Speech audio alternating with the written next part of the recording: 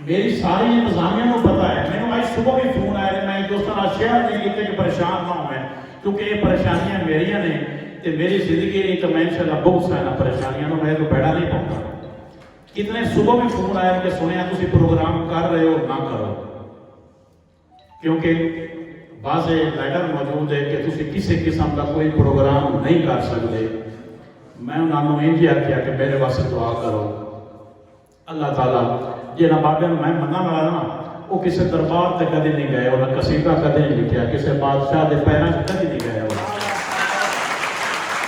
अंदर अगर उन्होंने सच ना होता तो अज एक फोटो ना लगे होते।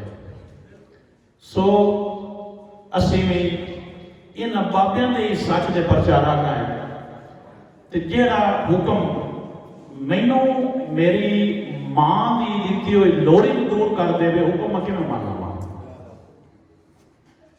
सो उन्होंने सारे तो माजरत जिन्होंने होड़िया तो असी प्रोग्राम ज्यादा किया।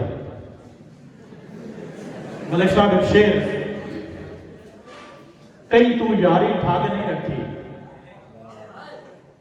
कहीं तू यारी ठग नहीं रखी, मंगवी चोल तू आग नहीं रखी, अपनी बात किसी का फिरना एवं सिर ते पग नहीं रखी।